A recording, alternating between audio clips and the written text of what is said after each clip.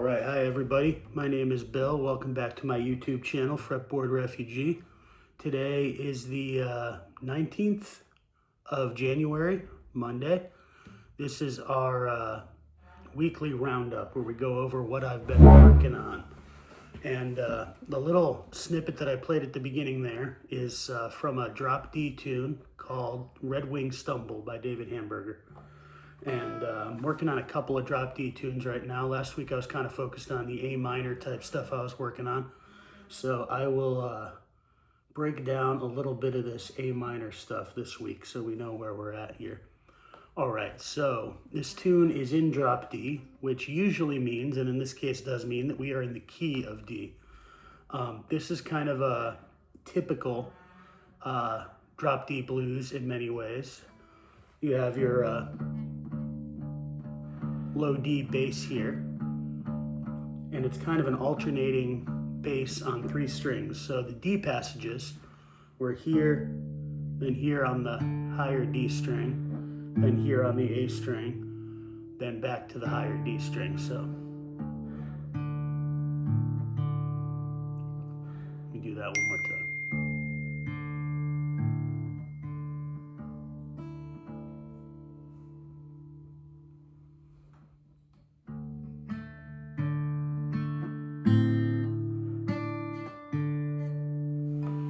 So I don't really have this up to speed yet. It is generally played in a kind of a swing feel. So as opposed to straight eights, which would be kind of this thing. 1 and 2 and 3 and 4. So swing feel is going to be more like 1 and 2 and 3 and 4. Can't really hear it at this speed, but it's the difference between this, you know? This kind of thing right here. And 1 and 2 and 3 and 4 and that would be straight eights. Swing is more like 1 and a 2 and a 3 and a 4. So there's a greater pause between the one beat and the and than there is between the and the 2. So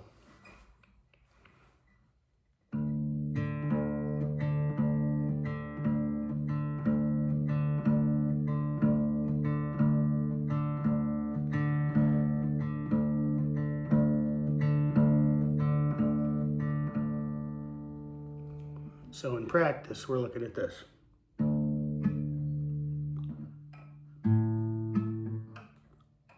Sorry, my fingering is not quite right. Here we go.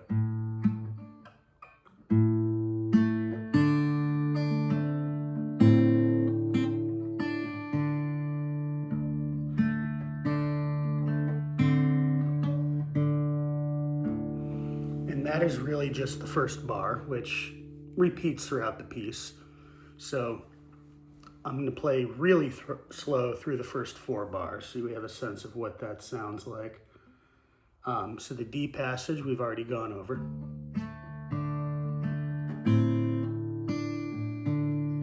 And then we're up here.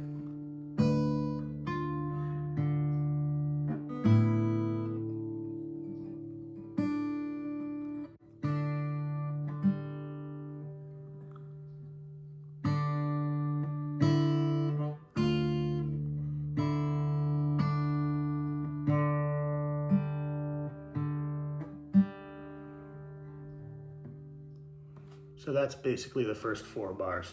What I've been working on is trying to get this thing under my fingers at a reasonable rate of speed, this kind of.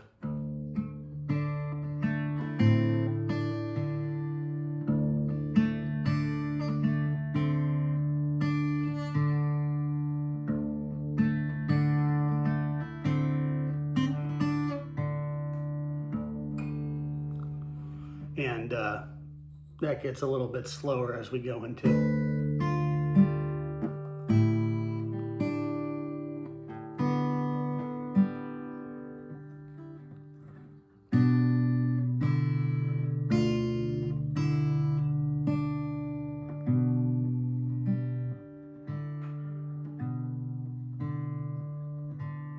So obviously I've got a ways to go on this, but what is happening here? First of all, why are we in drop D? Well, in this case, because D is the center of the song.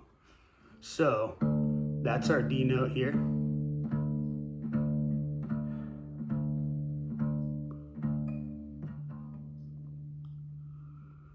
And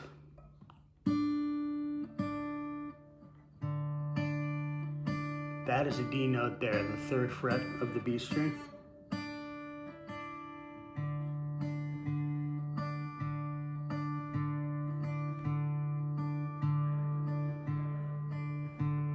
So we're kind of playing with this 7th tension here. So that's a D, that's a C, the 7th of D. And what about this one here? What about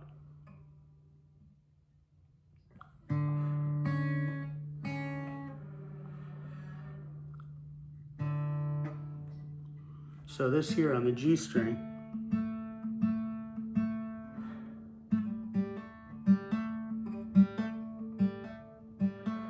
that's an A.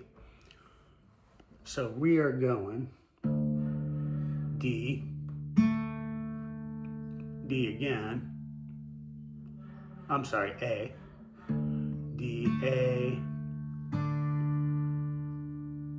D and D together, A,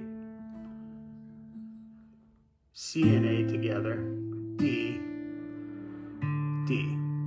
So that's a lot of D. It seems like there should be less variety there, but it kind of flows really nicely.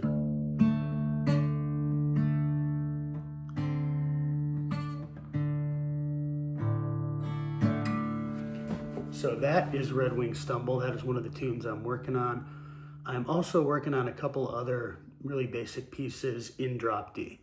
We've already covered the A minor stuff, so I won't go into that. I'm going to spend the next few days trying to get this particular tune up to speed, and we are going to try a performance of it here. Now, what's cool about drop D is you have some voicings that come up a lot that aren't really present in other tunings. So when you're doing a G passage in drop D tuning, you're often using this G over B chord, which is really just these 2 strings, the 3rd fret of the B string, which we know is a D, and the 2nd fret of the A string, which is a B. So that's our B over G voicing.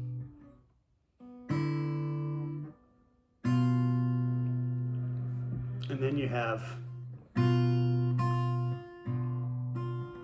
this kind of F over B.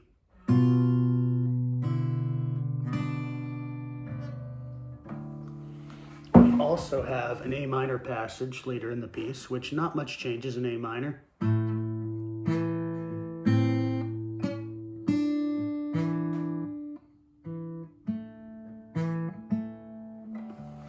And that's really our chord vocabulary for the song. There is also a B flat 7th, which kind of, you're on the 2nd and 5th strings here at the 1st fret.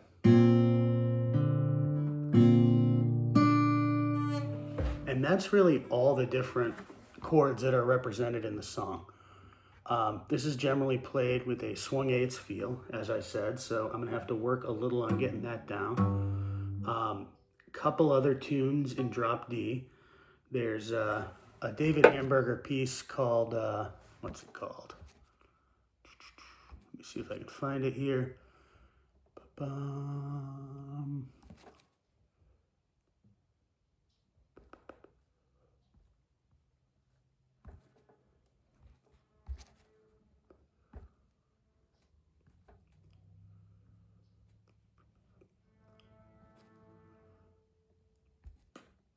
Sorry, bear with me.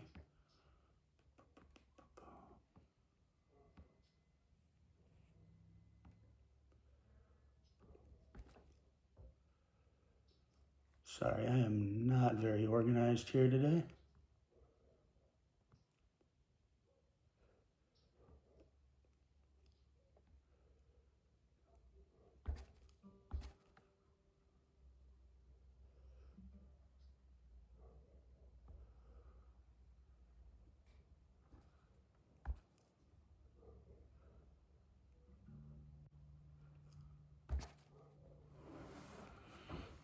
All right, so this is called Persia and Moose. Kind of using some of the same notes here, so.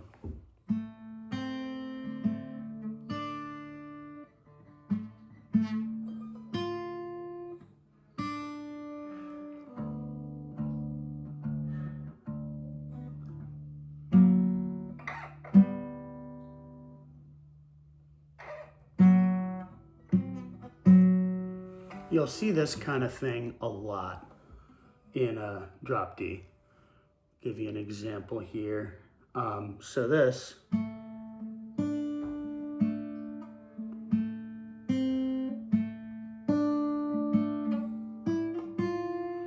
So what do we actually have going there? We've got this kind of thing, this kind of triangle shape. You can see I'm on the 1st fret of the B string, the 2nd fret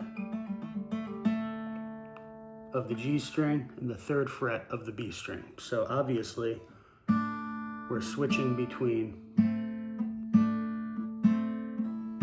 the 1st and 3rd fret of that being hit.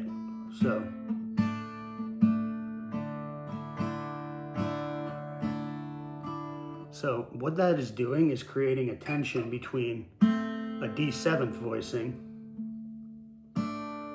and a regular D voicing. That's the kind of thing that really shines in drop D because you have your D bass string here. But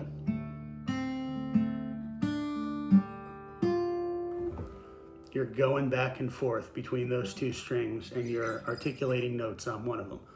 That same thing is going to come up sort of elsewhere in the tune. We have this in the 2nd measure where we're on the 4th fret, the 3rd fret of the A string, and the 4th fret of the D string. So those are going to fire together, and then we're going to go 5th and 4th. So again, we've inverted that triangle. That sort of thing happens a lot in drop D tunes, I'm noticing. I don't know what it's called, but you sort of see the same thing in standard tuning if you're playing with D variations. Like, forget about this bottom D string for a second. This could be standard tuning. This could be any tuning. But our D chord looks like this. D7 looks like this. So you can really keep that 1st fret of the B string fretted. So you have D7 fingered, and if you want to jump between D7 and D,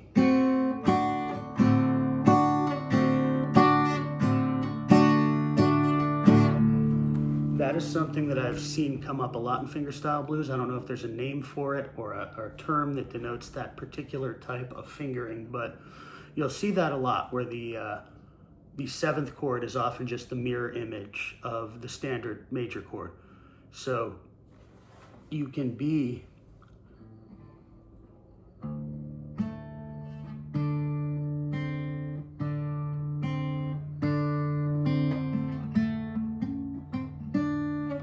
and you can sort of switch between those voicings. You can switch between individual notes in those voicings. You can play around with that movement. That is precisely the kind of thing I find myself doing when I'm practicing improv. Like if I'm in D,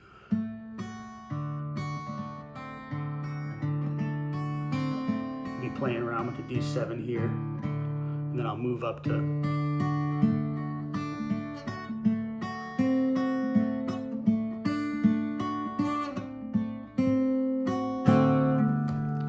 kind of move between those things pretty fluidly once you understand where the chord is. Doesn't work so well necessarily with other chords. I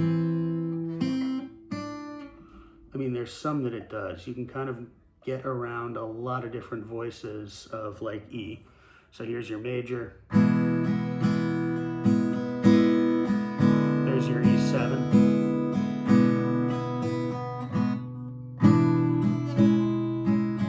There's your E9. That's just E minor. It's kind of an E5. And you can sort of play around with that. You see the same sort of thing, like Neil Young does this a lot, where he'll be on the standard D chord. And then he'll be suddenly up here.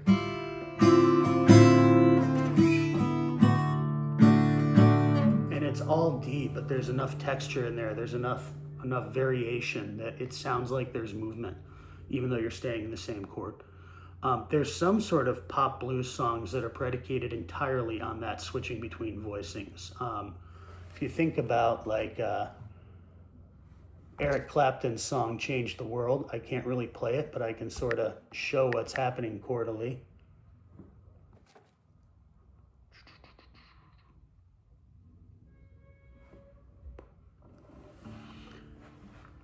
So like that sort of goes from like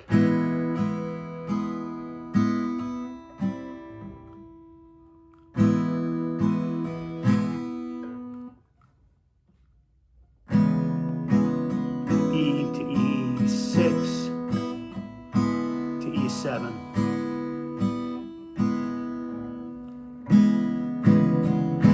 Back to E6.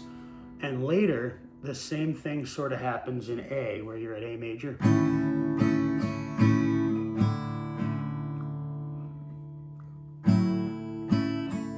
A6,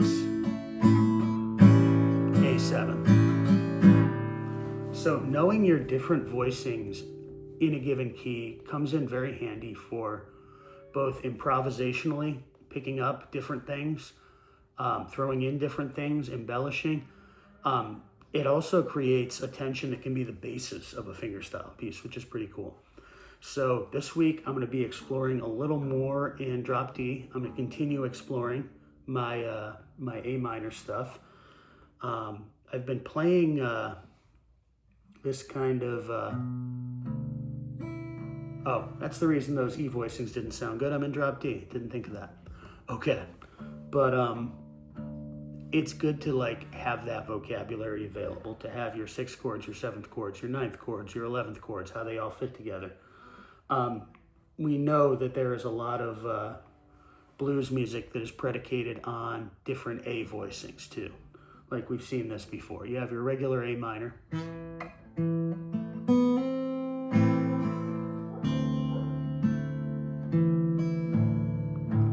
You have this A7.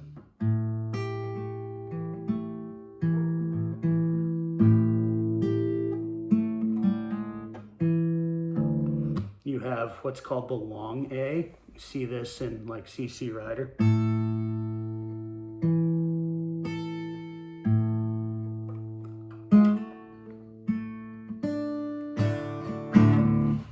What else do we have? We have really what looks like kind of an E7 voicing that you can just move around too. So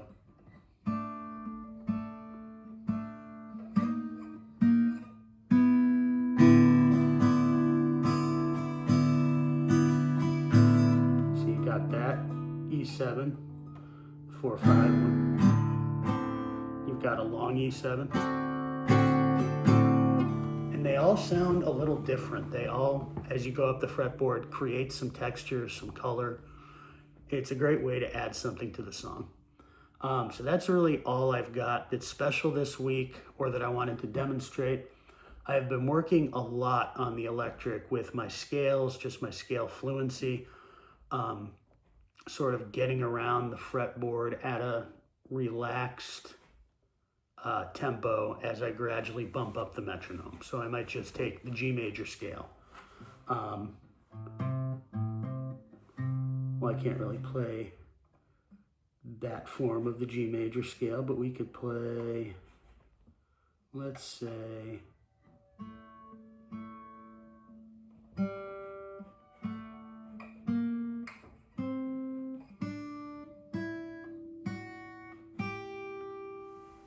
just that sort of thing. Just practicing that back and forth, practicing 1, 3, 5, practicing 1, 2, 3, 2, 3, 4, 4, 3, 4, 5, and so on through the entire scale, doing that backwards. I'm just trying to get fluent in finding notes where they need to be. And I use the electric for that because it's easier to play, because it gives me some variety, because it sounds a little different. But that's what I'm working on. Don't really have any featured instruments or equipment this week, so this will be a short one, but thank you for tuning in. Bye.